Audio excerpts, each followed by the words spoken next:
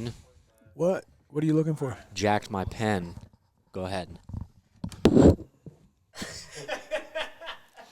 Okay, so we saved the best for last, or the last one standing, however you want to put it. I'm David Holder with the Raised Hunting Podcast, and today I have no guests, so it's just going to be me talking to you guys.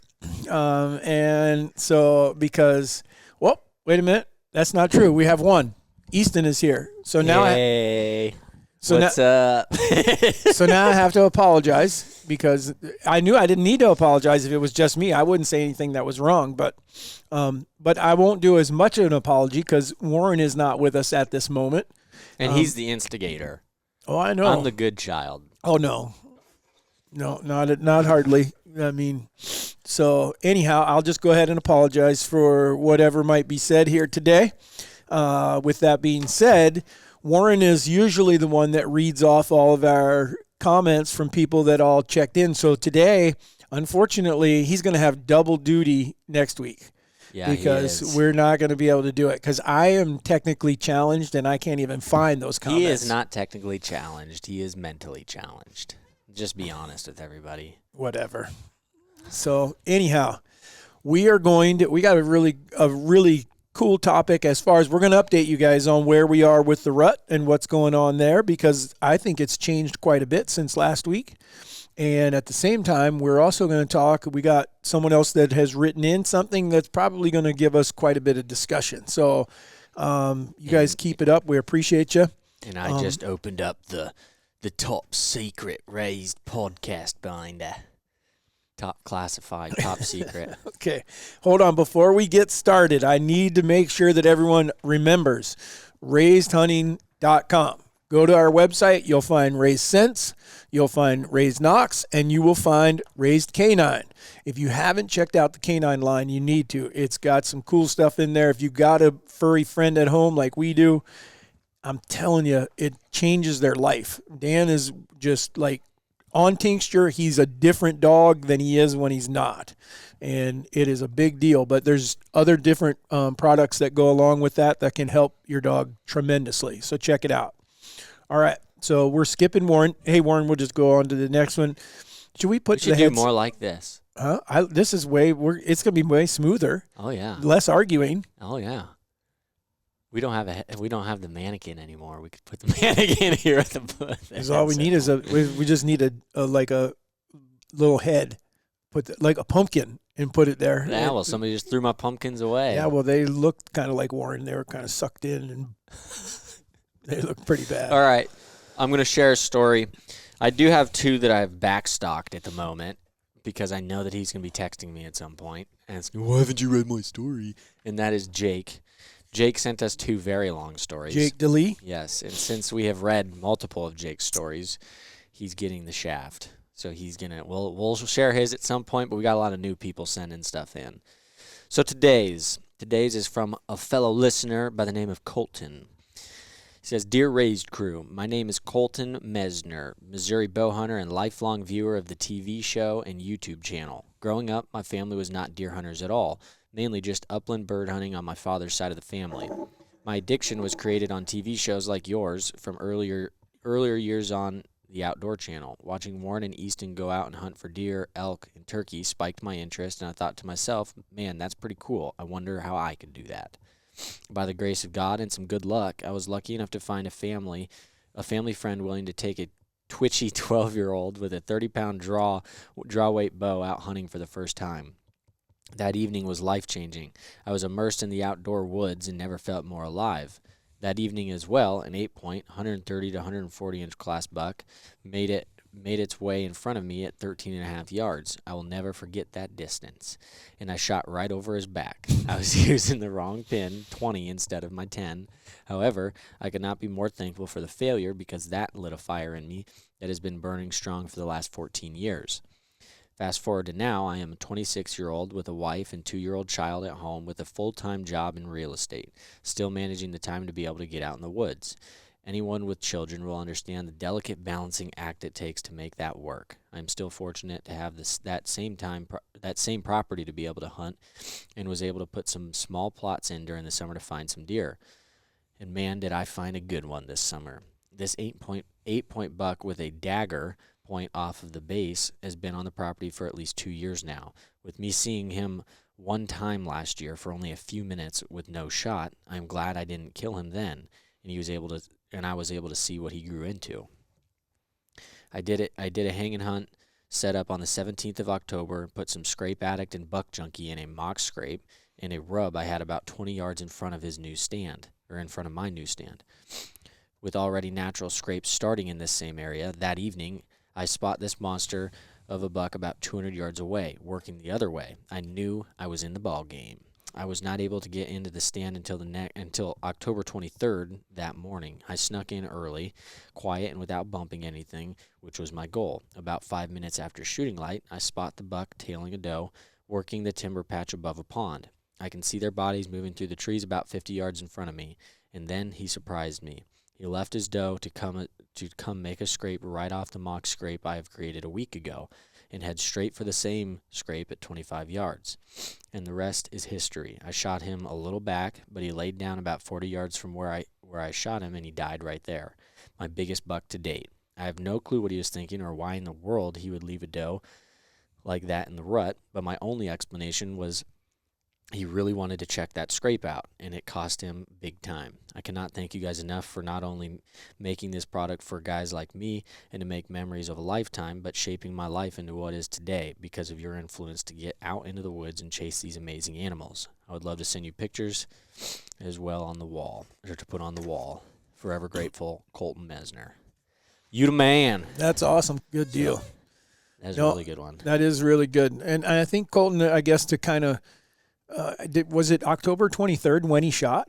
Is that when it was? Yeah, October 23rd was the day he shot. You know, I wonder if you just might have caught that buck looking, he was really ready, but the does weren't ready yet. And so he was in between does, and that's where our scents are just killer, because they do give off enough, they give that realism that, hey, there's stuff going on over here, and so then these deer can't stand it. They got to go make sure that they one up whoever's in there, that kind of thing, to leave their communication signal. Where did he say he was? I don't remember where he's. Missouri. Missouri. Yeah, so that's got to be relative.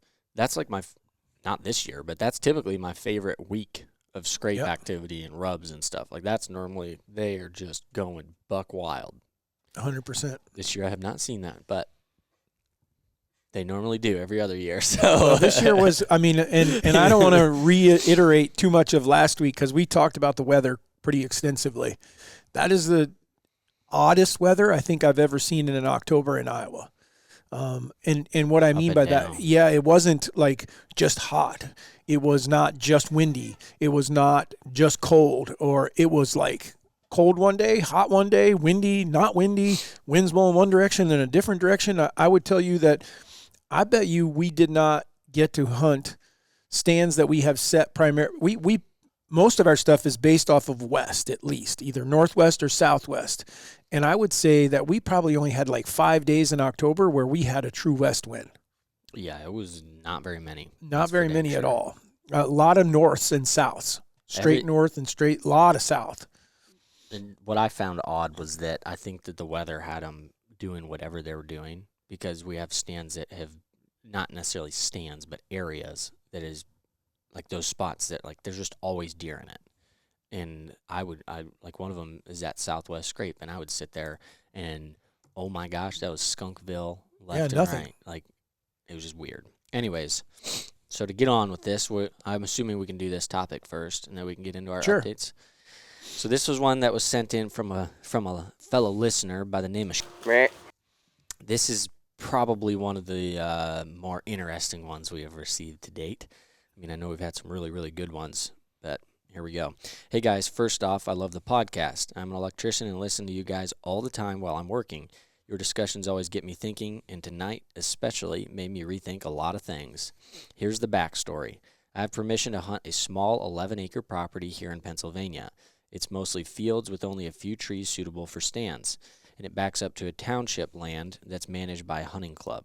On October 15th, my dad shot a tall basket rack 8-point buck. While we were field dressing it, a hunter from the township club came over and started bashing his deer, saying that if you kill these small ones, we won't have any big deer left. We just told him to mind his own business since it was my dad's first buck in a long time. Fast forward, I've been hunting from the same tree for 3 years now, but recently I've noticed 2 new stands on the township side, less than 80 yards from mine, one in the timber and one in the field. This evening around 4:10 p.m., I saw a guy dump a bucket of corn, then climb into his stand. Shooting light was over at 5:19 p.m. I decided to sneak out quietly, not wanting him to see me, and I ended up calling the game commission. They showed up, spoke with the other hunter, and confirmed everything that I had told them. Now, there's a court date set, and I'll be testifying, so I'll keep you updated on how that plays out. I will be interested to hear that. But now, I am at a crossroads. Do I stick with this spot and try to ride out all the drama, or do I find a new spot and leave this mess behind me? Any advice on how you guys would handle it would be much appreciated. So there's 2 sides. This is interesting. Not in my opinion. No, I'm saying there's 2 sections to his question. Number 1, I think he did the right thing. 100%. As far as calling them, because I always struggle with this, because I do have the theory in life of don't be a rat. You don't need to go freaking telling people stuff. But when it comes to things like this, I have no issue calling the DNR or whatever else it is, because I'm sitting here doing it all legal. I'm doing it all properly and ethical and everything. And then you're going to sit over there next to me and put bait piles out, this, that, and the other. No. It's just cheating. Yes, exactly. I have no issue with calling that one in. No, I think you're 100% right for what you did. I think taking it upon yourself to say, hey, I'm just not going to deal with, let someone do this. And I don't know, just reading between the lines on what he said, this evening around 4:10 p.m. and shooting light is at 5:19 or ends at 5:19. And then when he says that he wanted to get out of his stand, he wanted to be quiet, tells me that this guy is still in his stand. The other guy. And yeah, the guy other with the dude, corn. the guy with the corn is in the stand. Now, I don't know if he was staying after shooting light or not. Right. It sure sounds like he planned on it, but I don't know. But I think it's pretty good on the, what did he say? Is it Pennsylvania? Yeah. On the PA Game Commission, because I think that there's a lot of places that you can call them and they ain't showing up right away. I think it's huge. Not to talk crap, but right, but I mean, it's not very common you get somebody out there right away. And so the fact that he was able to call them and they get out there while the other dude is still there and everything, that is props to them, because that's why I've had multiple issues. I had one time where there was a guy spotlighting that I called in in the middle of nowhere. The game warden came out and met him out there, but by the time he got out there, the dude was gone. If they don't have him in the moment or catch him in the act kind of deal, your word doesn't do you much good. So it's just, I think that's very good on their sake there. Well, kind of going back to your statement, though, about being a rat, I would say if being ethical is being a rat, I'm in. That's all there is to it. It's a good thing we're not in prison. Because, if you're going to do it ethically, that is why we turned in the poacher that we caught at our place when we first moved there. And I look at it as, not only did we save some deer from being illegally taken, but we saved deer for other people as well. Yeah. Because that's what these people are doing that are cheating the law, is they're just stealing from every other hunter out there that's trying to do it correctly. I don't even like talking about that one anymore, because that guy has, just from what I can tell, has turned his life around after all that. And I would shake his hand if I saw him today and say, hey man, good to see you, or whatever. But you still can't do that.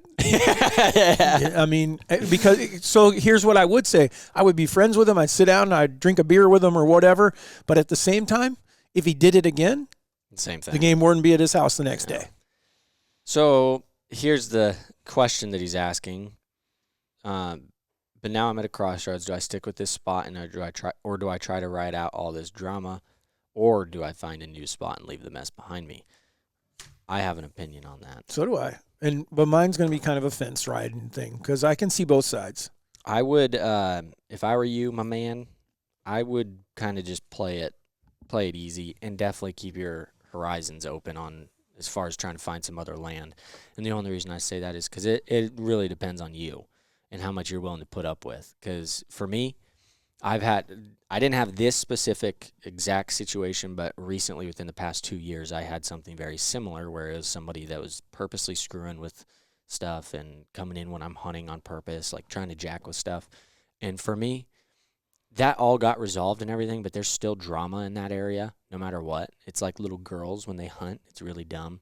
And I just don't, I mean, there's good hunting. I just don't care to deal with it. So I'll go hunt there every once in a while kind of thing, but I went and I was like, I'm either letting these people move on with life, and maybe one day they'll be gone and I can come back in and hunt and not have to worry about the drama, or I'll just play it where I don't hunt it a ton. So that's my thing on it. But that's mainly because I can't handle the annoyance and the anger when I'm trying to do something that I just enjoy.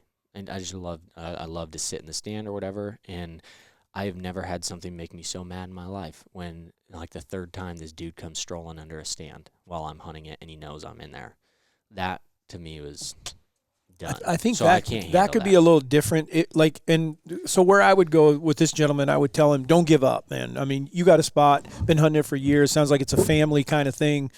But at the same time, if someone's going to start messing with you, even if they're doing it legally, meaning they stay on their side of the fence, but they're over there pounding a freaking drum or something like that, at some point, yes, you might have to say, okay, I just move on. You know, you win, dude. You can go do whatever, because they're not trying to kill a deer at that point anymore either. They're just trying to mess up everything. Yeah. The one part I would like to go back to that he did not address that I don't agree with is the guys bashing him for not. That really pissed me off. Yeah, because and I'm going to come from the side of the guys that are in the club that he was talking about. We try to manage our farms, and so we try to let deer go, but I'm not going to bash the neighbor who tells me, and it's up to me to try to have that conversation and say, hey, would you be willing to do this with us? And we've got some neighbors that work with us, and it works well. We share trail camera photos. We say, okay, yeah, we all agree this deer we let go. But he could wander onto another neighbor that says, I'm not into that. I'm going to kill, the first deer that comes by. And I have to respect that. That's still legal, and he's not doing anything ethically wrong. I get it. It's a hunter out there trying to do something. Does it help us? No. But it also is just part of it, Well, the dude went out of his way. Yeah. Literally went out of his way to, number one, he walks from where he has the hunt club, where the other guy was. He can hunt on that. Right. Then walks onto private property. To tell them. To come over there just to tell them, if you keep killing these small ones, we won't have any big deer left. Yeah, and I don't care who you are. That's wrong. Yeah. Kiss my ass. Like, Yep. I don't know how they handled it like that. I would have lost it. If he had the guts to literally walk over there without permission on the land and everything just to say some crap like that, you'd probably get a fist in the face, to be honest with you, and then throw you over the fence and tell you not to touch the property again. What if they're huge? I don't care. I'm freaking swinging haymakers, man. You will. I know. Yeah. So Warren has now joined us. So now there's three of us. I just rescued everybody. So the rest of my From the apology boring is in place now. discussions. So I'm doubling my apology from what I did earlier. So what are you doing? I feel like this one isn't very clear. We did that on purpose. We rigged his headset. Well, Dad was just talking about how he got his back. Test. Oh, yeah. This one's way better. That one's just turned down. No, remember we have one that's... Yeah, we figured out it's just turned down. The fourth one is turned down on the thing because we don't use it. How? No, we had one that was being weird. For Anyways. sure. All right. Let's get back to... So anyhow, I think we've kind of addressed what he's referring to in all aspects of it. Warren missed out on it. Do you want me to read it to you? No, Is I it the don't one that think- you emailed? Just today? Yeah. Yeah. I read it. That's pretty funny. Which part? Well, I guess a couple of them. Well, it's not funny. I mean... it's how he writes it is pretty funny. I don't know why I found it amusing. I'd be very annoyed if I was in his spot, but just how nonchalant. Like, he's like, I'm going to sneak out of here and I'm going to get this sucker. And he did. He got him. And that he's like, and now I have a court date and I will be testifying. But I remember his question at the end of it was, then what do you do? Yeah. Right. How That's many weird. acres? And his place was 11 acres. 11 acres on, he's got permission and it butts up to that hunt club property. I think a big part of that, How too, big is the hunt club? You don't I know? don't know. it doesn't matter. I mean, the What state is it? Pennsylvania. The question Pennsylvania. is does he have another place to go? Yeah, but If you don't have another place to go, don't give up on hunting because someone's doing that to you. I don't think he's saying give up on hunting. And maybe I'm wrong. No, My he's opinion on talking this would about be- do I go to the same spot or do I leave the mess behind me and go elsewhere? Go right. He's not talking about giving up hunting. Right. I was not. No. he's talking about going to a different spot or not. And my answer was, depends on how much you can handle it. If you're still being successful and you can just deal with the BS, keep going. That's fine. But if you can't deal with the BS, like myself, I get very angry, I go elsewhere. I mean, just go knock on other doors or whatever, because in my opinion, I don't care to have my hunts ruined. I don't like feeling upset when it's something out of my control just because somebody else wants to be a jerk. Well, that'd be my question to him is, one, how hard is it going to be to replace 11 acres? Not. Or it shouldn't be. And unless it's in world-class 11 acres. If these guys seem to behave the way that they do, I would just anticipate that they're going to be a pain for a while. And I think if you just avoided it for a year, you could probably come back and be just fine. So my question to you, or what I think you'd have to ask yourself is this worth fighting over the 11 acres, or is it less effort for me to go and just find a new 11 acres where I'm not going to have to worry about people messing with my truck or doing shit on the fence line or any of that stuff? Yeah, and I guess, I have a slightly different approach in that I would probably approach those guys and say, how do we mend this? I would tell them, point blank. There's some people you can't do that Yeah, with. Absolutely. I dealt with it. I belonged to a hunt club when I lived in Virginia, and the dude would come and dump roofing nails all along the road. We had like 3 or 4 of us there one time. One guy had 22 nails in his tire. Another guy had 15, 16. And we knew who it was, but we couldn't prove it. But I didn't quit hunting there because of it. I just said, I'm going to do everything I can. What I did was not go down that road. I just parked in a different spot and walked a different way. Thought. I'm just wondering if this guy also got a car battery. If he got a car battery. No. Yeah, Mr. Hook it up to our the buddy ladder. Mitch saving you from going to jail. You better explain to people what you're talking about. Well, I don't know if I should or not. I guess it's I've way told past so the many statute of people that. limitations. I've told so many people that. I didn't do And it. I don't blame you at all. So, you can just tell because you know it better. Okay, so what we're referring to, so I'm sitting here telling you I wouldn't retaliate. I'm not saying that I wouldn't retaliate. I'm just telling you that. Maybe older David wouldn't. Younger David, Yeah. Aww. Well, here's the deal. David had a wild side.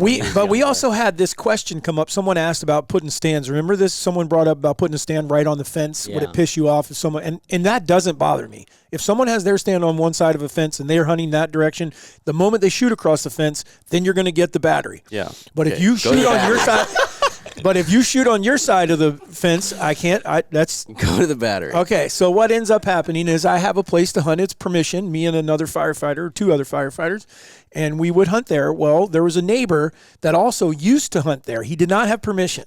Okay, and so the landowner had told him, "Don't come back here." So anyhow, we put up a tree stand. Come back to get in my tree stand one day, and it's gone. I'm like, "What the heck? Someone stole my tree stand." So what? Being the smart guy, this is a good spot. I put another tree stand in there. So I just keep funding this. So guy's I put hunt. up another tree stand, and I come back one day, and when I come back, the dude is going over the fence. And I almost With your stand? No, he didn't. Well, I don't know that the second stand is gone yet, but I see him going over the fence. But he takes off because he sees or hears me coming. So I try to go run him down. I can't catch up with him. So I just decide, okay, I now have had enough. So now I'm going to fix this because the tree is a big tree. It's not like it's not a hanging, like a climbing tree. It's a tree that you got spikes go in, and so there's lots of limbs. So I devised what I'm going to do is I put a metal stand in there, and then I was going to take a car battery and set it in the crotch of the tree up above there, run it down so that I electrified that stand. So when he climbed up to steal the next one, it shocked him, and I'd find him at the bottom of the tree. And it was real simple. I wasn't going to do anything. He was going to do it to himself. If he was breaking the law, he would end up at the bottom of the tree, and I wouldn't have to look for him. Well, my buddy that I hunt with is a firefighter. He was pretty sure that I was like for real. So he called the police. And so the police show up at the fire station one day, and I'm like, and I know this cop, but he's talking to me in a different way. He's not talking to me like, hey man, how's it going? He's like, booby trapping is listed as this law, and it's a felony. And I was like, and then I knew that David Mitchell had like turncoated on me. I can see Mitch pacing. I don't want to call my best friend in it, but Jesus is telling me not to let him do this. It's probably accurate. He's like, I got to. God's telling me I got to. And he's, Paul, I need you to just go over there, please, and just talk to him. So anyhow, we did not end up booby trapping The other guy. one that was pretty good was the audacity of how stupid some of these people are sometimes is crazy. We had another one that was pretty funny. We had a trail camera, and we've been hunting this place for quite some time. Some new dude comes in, puts a stand up, steals our camera, puts a stand up within 5 yards of where he stole the camera from. And it was within like a 2-day period of us checking the camera. So we knew the camera was here. 100% this person that stole the freaking stand, or the camera, excuse me. And so we took the bottom rung off of his ladder stand, and we turned it sideways, and then we locked it to the tree. And then we went on live. Her dad went live at the base of the tree, showing his stand locked to the tree where he wasn't going to be able to climb up it, and told him, hey, as soon as you bring our camera back, then we'll unlock your stand for you. Because we'd already called the landowner, double-checked everything, and I think it was within 3 or 4 hours. Oh, less than that. It was like 45 minutes. He called and said, I'm the one that has your camera. And he brought it. It still had the pictures on it. Tried to say that, you guys didn't have permission or whatever. And we already talked to the landowner, buddy. You can call him right now if you want. Yeah. But I didn't want to steal his stuff, so I didn't steal it. I just made it where he couldn't use it. Stealing it, just but that's locked it to the tree. You held his tree stand hostage. Yeah. Got my camera back. Yeah, so be careful if you start messing with us, because we might mess with you back. So, but now we're gonna have podcast guys coming to screw with our cameras or something. I can't wait till we hear all the podcast guys stuff they've done, because I guarantee you we're gonna get a bunch of messages of, I did this one or that. Well, the best one though is two trail cameras. Put the one where they can see it and the one where they can't. Well, now they all know. Oh, no, but I'm not the first one to think of that. Yeah, that's fair. Because the other one, too, is... I think cell cams have probably reduced a lot of it. The other one, though, that you can pull on that one, too, is if you think someone is stealing your sheds, plant one. Put a camera where they don't know it's there. You'll find out whether they're stealing your sheds or not. Yep. Mm-hmm. See, there are all kinds of helpful tips from Raised Hunting. I mean, we go, and it's ethical and legal, so...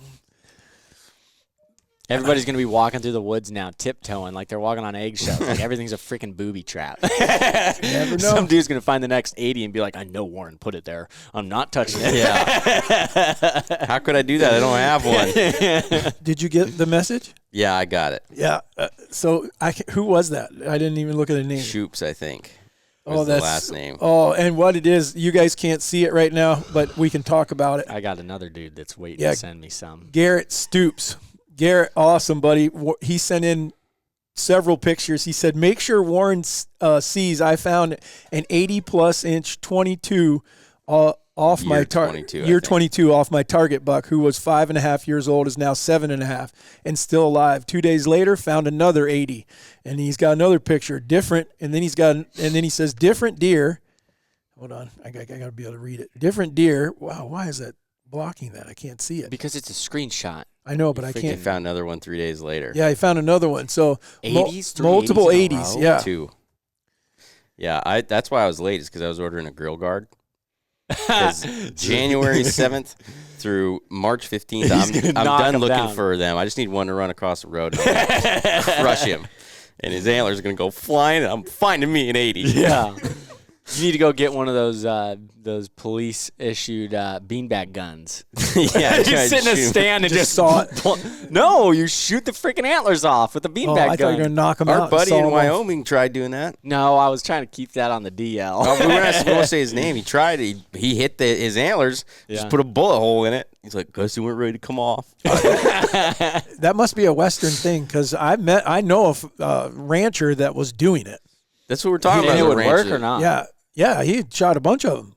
I feel like it would shatter offers if you're not careful. I feel like it wouldn't knock it off, because unless you're shooting... He doesn't knock it off. He breaks it. He was shooting it with a slug, if I remember right. And so he was busting the ends of it. This was mule deer. Oh, he was doing that so nobody would shoot him. No one would shoot him. Oh. They were down by the road, and he was tired of people shooting deer off the road, and so he was shooting the antlers off of the deer. And now this is only, I'm just telling you. Great shot. Yeah. He wouldn't tell you it. There was 2 or 3 other people that confirmed what was going on. They said, if you don't believe us, you take your own self down there this evening and drive the road and see how many broken mule deer you see on the side of the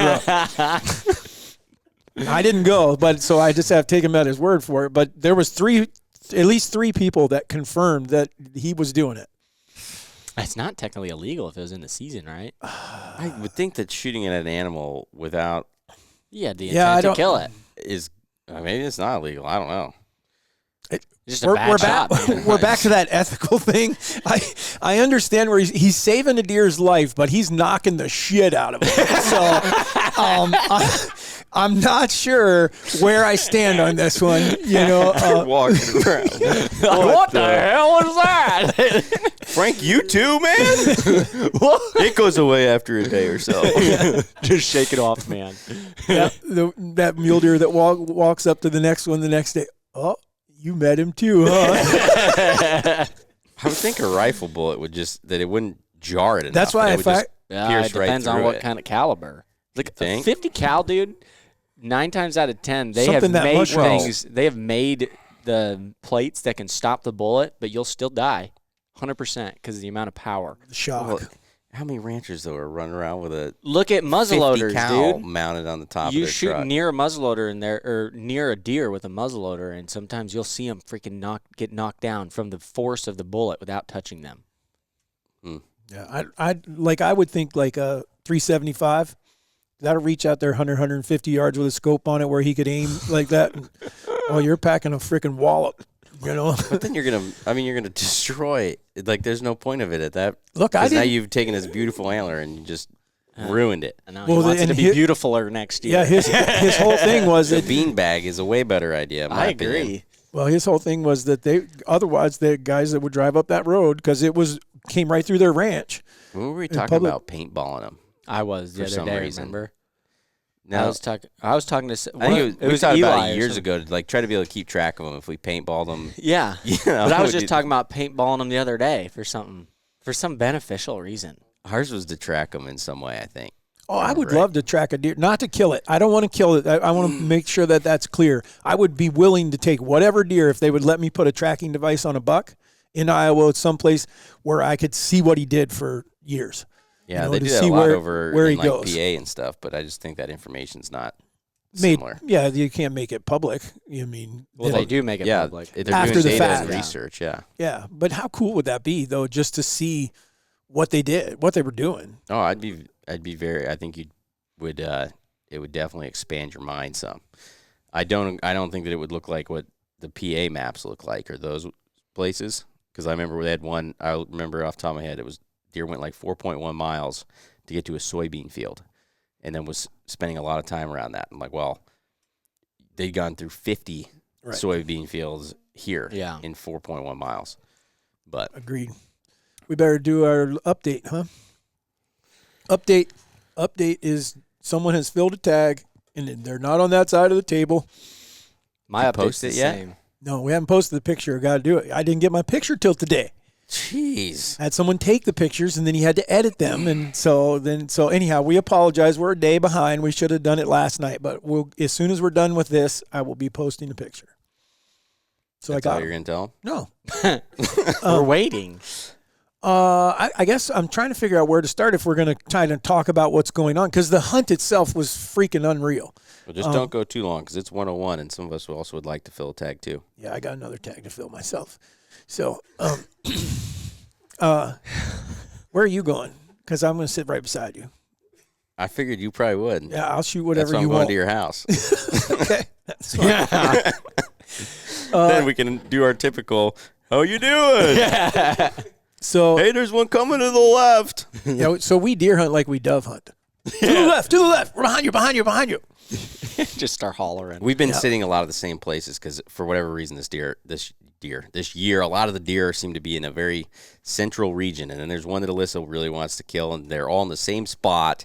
So then we've been sitting all right next to each other. Yeah.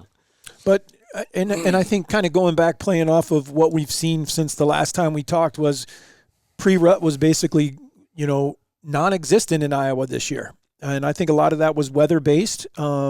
We kind of went from like starting to see you'd see a little bit of it. We'd see a deer hit a scrape or something, but it was weird. We have more trail cam daytime photos, I think, early October than we did in the late October part, where we talk about our scrapes and our rubs. The scrapes and rubs are working tremendously, but it was mostly at night. We did not see that daytime change in October like we typically do. But then it just snapped and went right to, okay, there's a buck breeding a doe. And that was on November 1st or 2nd, which was about 3 days earlier than what I typically see it. But 2 days if you do the math. Okay. You say November 4th. 4th is what earliest I've seen. I'm not saying that it. I've had people contact us and say October, and so it can. I'm sure there is some. Yeah, for sure. It depends on how much she's ready to roll, But the other thing was, and I hope that we're going to be able to help some people with that, was and the only way that you can fight what we fought, and Easton and I talked about it earlier today, is the wind direction was just not what we were expecting for long periods of time. Strong south winds, constant. Guys, if you don't have more than one stand set up, you probably need to rethink how you're hunting, because you're going to end up in a situation where you're having to hunt a stand that the wind is blowing the wrong way. Well, that's what the whole mobile game has been helpful for. Yeah, I mean, that does help. But if you can't or don't want to get in a saddle, the way to conquer that is stand on this side, stand on that side, and hopefully you get one of those to work. We do it quite often, to be quite honest. Or maybe not, and I'm not talking about a stand 40 yards apart on either side of a trail. I'm talking about the same general vicinity. One is set up to hunt southwest, the other one is set up to hunt northeast or something like that. I do have one where it's probably 80 to 100 yards apart is all. That there's one meadow in between them, and the deer it's one of the only places in that area that has a funnel. And so on a west wind, I can hunt the first one. On a east wind, I hunt the other one. And it's just weird to me that you don't have them going outside of that very often because they can't. So they come through. It's just a really rare land feature to find where you can put them within 100 yards and hunt two different winds. But it's worth it because they can go anytime.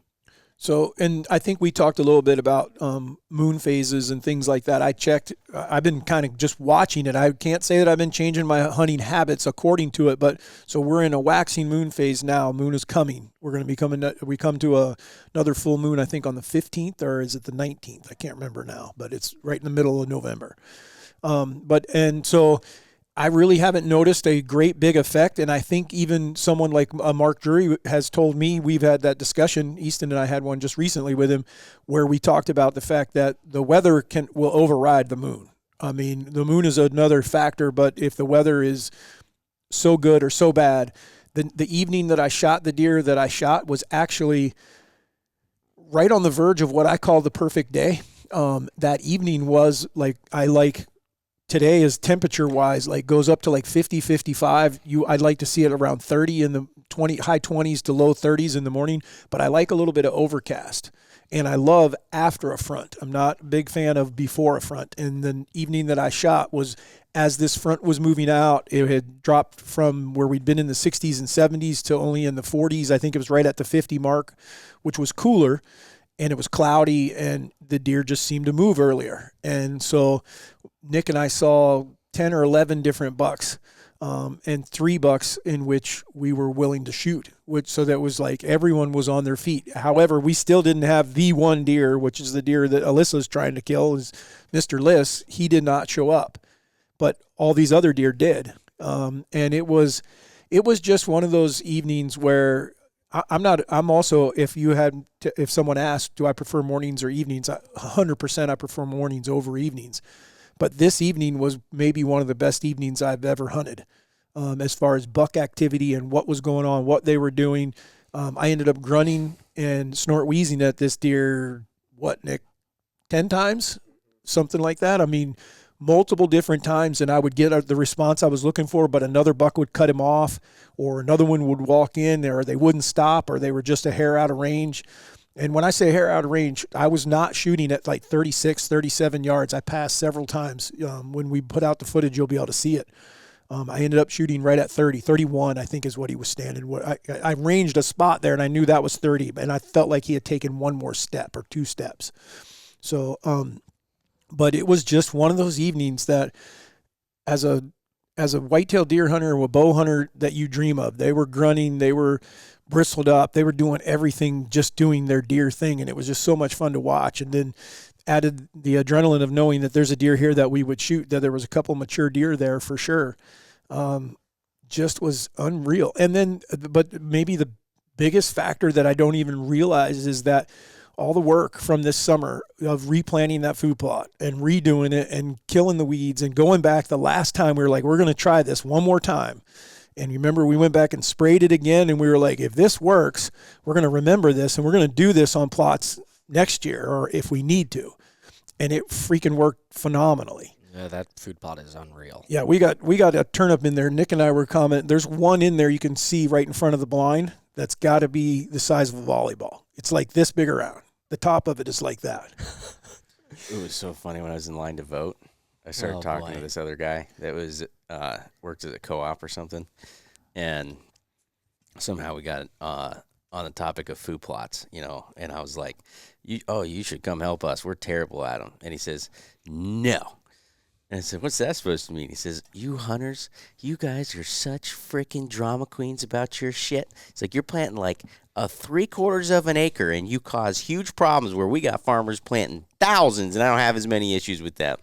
It was just funny because I was like, you are correct. Yes. What does he mean? It's saying that we're drama queens. We're trying to get every single weed out and all that, but I just want to see the thing that I planted grow. Yeah.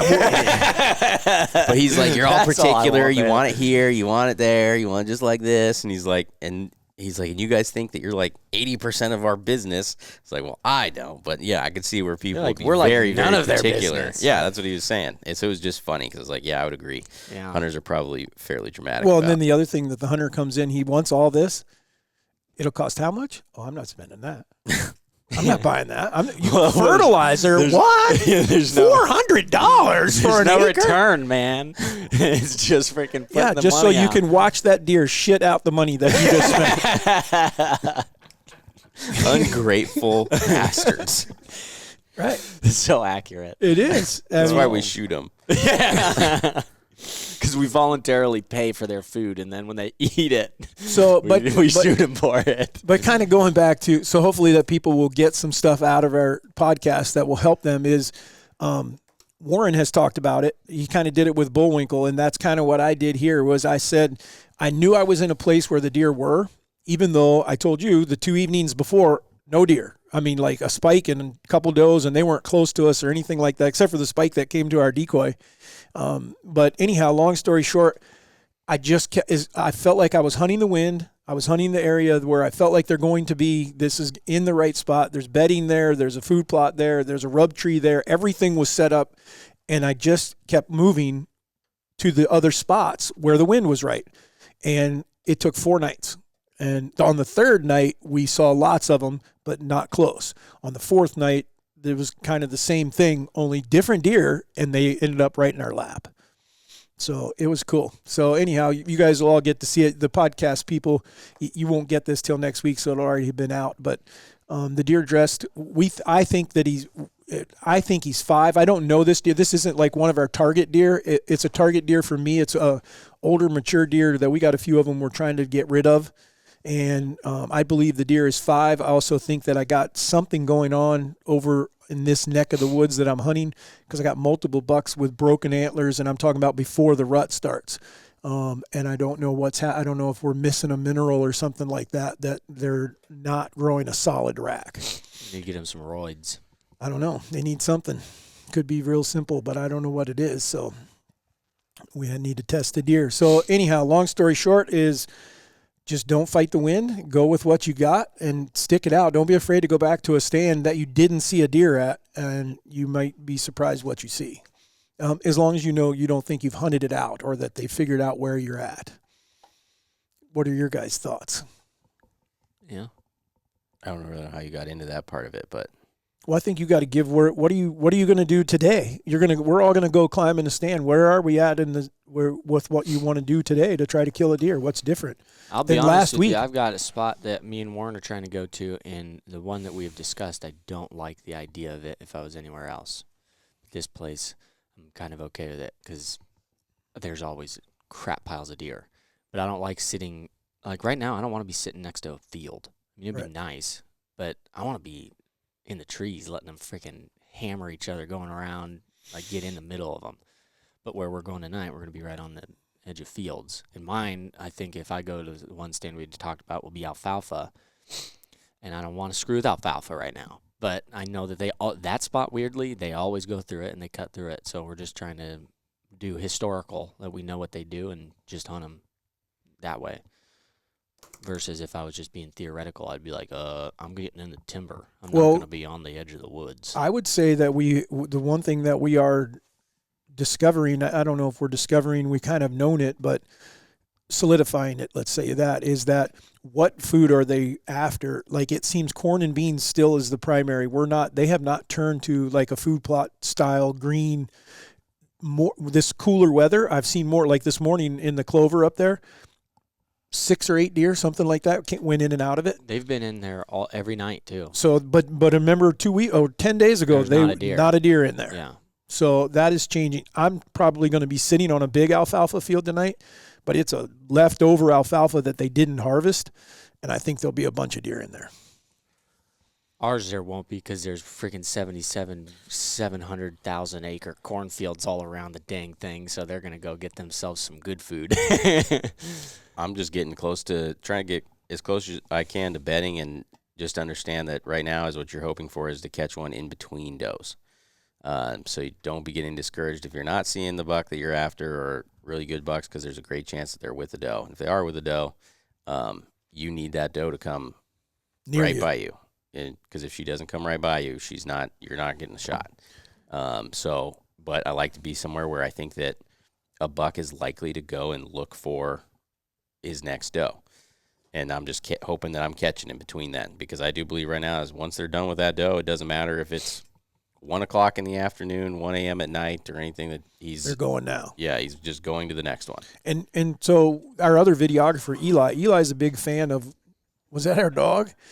Eli's a big fan of late November. He likes it because the does start to run out and then the bucks have to go look. And I agree with him. I think he's right on, but that's where we were sitting this morning. That's a big doe bedding area right in front of me there. I think it's a lot easier that time of year to hunt. Absolutely. I was going to say, because like right now, but here's the case, like the other night when Nick and I were sitting there, if someone was sitting 150 yards up the hill, they'd have never seen all these deer. Because they really didn't go anywhere. Even though they were on their feet and they were running all over the place, they probably didn't go 200 yards. And they just kept circling, and there was a doe in there that they were kind of chasing. And the evening before, we never saw the doe, and I think we were just off of her. I think she was across the creek. And so that's what was going on. They were going in and out. And then, so you just have to, you're banking on, be close to those does and hope you're right next to the right one. And when you are and she walks by, you may have an opportunity at more than one. You may have several different shooters come by. Yeah. But they're at least in the Midwest right now, the bucks are with the does. 100%. Okay. Anything to add, Warren or Easton, on what you would do differently or do the same? Be patient. I'm not giving any advice. I'm just chilling. I'm big chilling, and it's gotten me nowhere so far, but we're going to keep big chilling. Well, you better be ready to keep chilling for a little bit, because it's going to be several more days of having to chill probably, where you just got to get lucky and have the right deer come by. That's what I've been doing. I know. I'm just letting you know. You better be comfortable, because I'm not comfortable. It's annoying. It's going to take boring. a while before they really start parting out. Just going to enjoy. For all those guys out there sitting on those rub trees right now, that can be a long, tedious, but it does give you a spot of reference when they do break and go from one to the other. This is when I'll go back and look at trail camera photos, and our daytime photos hitting rubs last year starts in the middle of November. And then all of a sudden there you'd be at 1 o'clock in the afternoon for 2 minutes, and then he goes on. But if you're sitting there, you do have hitting rubs in daylight way before that. But what I'm talking about is just in the middle of the day, on their way. Yes, going in between, and it can be. And the other one that I would tell someone, absolutely, I carry it all the time, is my antlers and my calls. And have them with you but I still don't blow them very often. Like the other night, the only reason I was blowing them because I had a deer I wanted to shoot and the wind was right. And so then I'm using my calls. Like this morning when you texted about rattling, where we were sitting, the wind was just everywhere. So antlers just sat there. I'm like, even though it was like you'd have reached out and touched them this morning because it was so quiet, but there was no wind. And I get a day like that, I don't touch the antlers because he's going to get downwind to me. Yeah, ours all came from downwind, and they didn't care. They didn't care. But it was also getting pulled right down into a creek. We're sitting right above a creek. We didn't have that going on But for us. none of ours winded us. Okay. Wacky fact. Facts of There's wacky. 2 from that last one. Oh, yeah. I don't know if Huh? From a listener. we had someone send in some wacky facts. Yeah. Did they get a green button? One of them, I would have given him a red button. Well, which one's Unfortunately, the green I'm sorry. That's- the only one I that- remember is the one that's the red button. What's the other? The What- first one? which That's one the do you Fruit button? remember? Well, Loop it must one. not have been that Oh. wild then. So all Fruit Loops taste the same. There's no different They're flavor. all the same That flavor. was the red button. That was the red Yes, button. he said. everybody knows that. And I'm trying to remember what was the other one. What? You didn't know that, Nick? He Is that what did. He was saying that's a fact. Oh, yeah. Yeah, they're just colored different. I can't But remember. you don't know the good one? The green one? I can't remember it now. Oh, you're talking about the. I don't. I thought he was gonna do that. That's the. I don't Fruit remember it. Loops one is the only one I did. I've slept since then. Okay. Sorry, but appreciate you sending it in. Didn't have to do with we it. used their They podcast. went topic. 50-50. It had to do with an egg. Didn't it? You can't break them when you push them straight No, down? No. Okay. Well, we're going to go to this one. So in honor of the election, Oh, this boy. one is related to presidents. So the president, Andrew Jackson, from 1829 to 1837, once killed a man in a duel. I didn't see that. He shot him. Like just a Like the regular Western straight-up duel. duels. That's. We want him back for Prez. That's Was he crazy. really- why? All right. Anyways, go on. I thought this one was kind of interesting. James Madison, from 1809 to 1817. Madison was the shortest president at 5'4" and weighed barely over 100 pounds. Holy moly.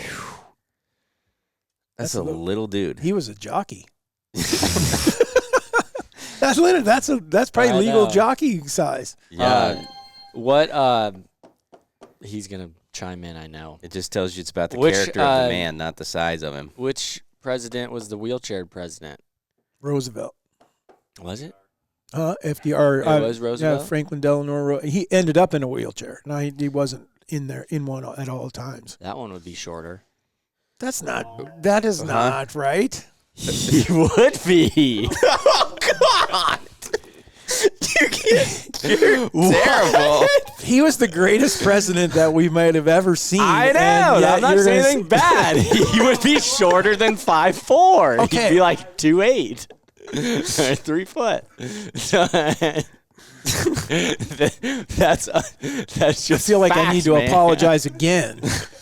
That's legit. But I honestly don't think he meant it the way that it came out. No, I'm saying that he would be shorter. It's way too technical. We're not technicalities don't count. Well, this would be interesting then on the flip side, especially if you just compare it Tallest? to current times. So Abraham Lincoln, 1861 to 1865, not necessarily the tallest. Honest Abe, the tallest president at 6'4", may have had Marfan syndrome, a genetic disorder that causes people to be very tall, thin, and long-limbed. So it's just that's crazy. That's to me abnormal that for their time. in 1861, 6'4" was Way a up. disorder. Well, I'm telling. And now that's not average, but like look at your basketball players. There's Yeah, but look at. I'm telling you, look at George Washington was considered a big man, and he's years before Lincoln, and he was under 6 foot. And what's hilarious is it like I grew up in Virginia, so I went to all these different places, and so you go to Monticello where all George like Washington was 6'2". he was over 6 foot. Well, because they have a bed there, and you look at this bed, and you're like, midget must have been sleeping on this. And they talked about when he was living there, when he was sleeping on it, his feet stuck off because he was way taller than the average Yeah. person. Yeah, well, he's 6'2". But I mean, like your average person now, they're going to be able to fit on the bed. You can go ahead and hit that green button. For I was another waiting for you guys to be quiet. one. Yeah, that's All right. well. How tall is Trump though? 5'10" or 5'11". No, I think he's taller. Hold on. What? Not when he's in a wheelchair. Donald Trump is 6'3". Wow. Yeah. His son though, Barron, He's really tall. 6'9". Oh, 6'9". Wow. Wow, that makes sense. Jeez, He looks way Louise. taller than his dad. J.D. Vance is 6'2". What the truck? I had sworn he was 5'11" all day. Elon Musk is 6'2". What the heck? He looks like a 5'6", 5'7". I just he's a little thought like chunky. 5'9", 5'10", but All right. To the stand we go. yep. All right. Well, good luck to you guys. We need to close the same way that we opened. Remember, raisedhunting.com. We got Raised Canine, Raised Knox, Raised Scents. Get the stuff that you need. You can't miss it. And when you go to the website, if you guys have issues, the ones that have bought them, I want to start directing people. There's a place on it. Go to contact us. Follow the links. We take care of everybody. We'll stand beside our customer service 110%. So if you have any kind of issues, just follow that. But you got to go through the website.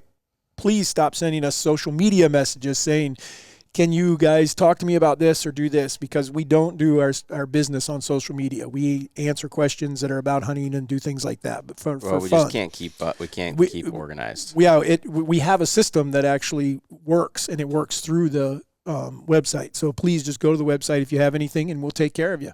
But thank you guys, because you guys have been super on the support that we've seen on all three categories, and with the podcast, with the television show, the apparel. You guys, if you're looking for apparel, especially Christmas is coming, get those presents ready. And scents can be a present type deal. On sale right now. Yeah, on sale. You can get scents and put them in the fridge, and they're good till next year. So do your thing. But other than that, go kill a big deer, send it to Easton. He'll put it in the top secret classified book, and we'll read it on the podcast. Thank you guys for joining us.